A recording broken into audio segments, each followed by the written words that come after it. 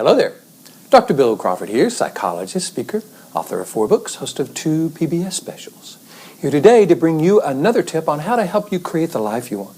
How to bring more clarity, confidence, and creativity to everything you do. Today I want to talk about change, specifically how to change your mind, change your brain, and change your life. Now a lot of people say, well, Bill, really? Can we really change our brain? I think the answer is yes. Matter of fact, I think what is going on is we are changing our brain, molding our brain in some way every moment of our lives. You see, every time we think something or do something or feel something, we create and or reinforce what's called a neural pathway in our brain. And a neural pathway in our brain is kind of like a field of grain. If you go through that field once, you maybe walk through it or drive through it, it's going to be hard to find that pathway again. But if you go down that road again and again and again and again, that road becomes wide, well-worn, easy to find, and easy to go down. So what we have in our life is a lot of old neural pathways that may not be serving us. We all have triggers in our life that in the past have triggered our stress, frustration, anxiety, resentment, anger, annoyance, depression, whatever. Those exist as old neural pathways in our brain. Now, it's not about getting rid of those, because when you try to get rid of an old habit, what you're thinking about is the habit and you're worrying about the habit. If I don't get rid of this habit, bad things will happen. That's stress and worry and fear. And if you've watched my videos, you know we can't deal with stress and worry and fear from stress and worry and fear. That's all brainstem stuff. What we want to do is train this middle part of the brain, the part of the brain that acts as a scanner, processor, or router, that limbic system part of our brain, to interpret data in such a way that it sends it up to the neocortex. That's where we have access to our interpersonal skills and our problem-solving skills, and our clarity, confidence, creativity, compassion, flexibility, our ability to nurture ourselves and others. All that comes from that upper 80% of the brain. In order to have the limbic system send the data up to the neocortex, we've got to create these new neural pathways that go up there and reinforce them. They become wide and well-worn. That's how we change our brain. But before we do that, we've got to change our mind. We've got to get really clear who we want to be and how we want to be versus what we don't want. Who am I when I'm clear, confident, and creative? How do I interact with people? What's my body language like? What's my voice like? Who am I when I'm being compassionate? Who am I when I'm being patient? Who am I when I'm being flexible? Who am I when I'm being clear and confident? We've got to get clear about that. And then we got to imagine dealing with these situations, being in these situations in this new way. Now, the good news is we're doing all of this in our imagination, and we have complete control over our imagination. The good news is also the brain really doesn't make a distinction between a real and an imagined event.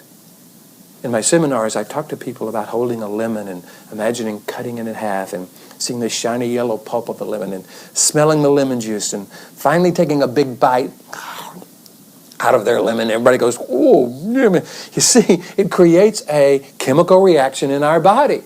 Now, they know they're not interacting, they're not really biting into the lemon, but the body thinks it is, the brain thinks it is. And therefore it creates a neural pathway. Now, if you've never bitten into a lemon, you might not have that response because you don't know what it feels like. You would have no old neural pathway about what it feels like to bite into a lemon.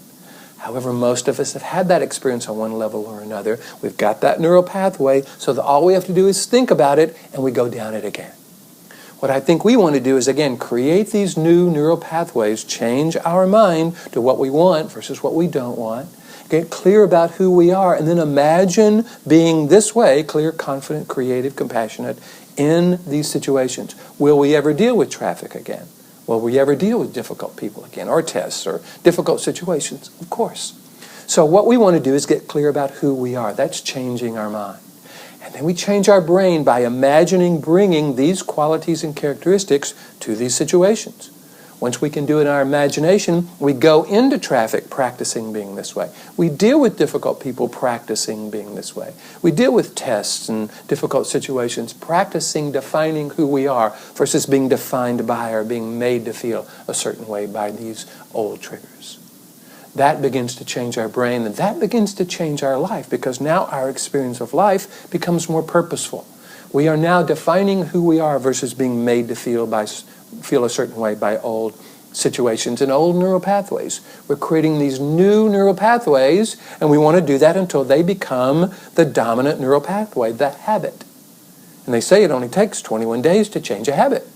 Now, the idea that we're going to be interacting this way, all those new ways in these old situations, in 21 days feels a little ambitious, but how about 2 months, or 4 months, or 6 months?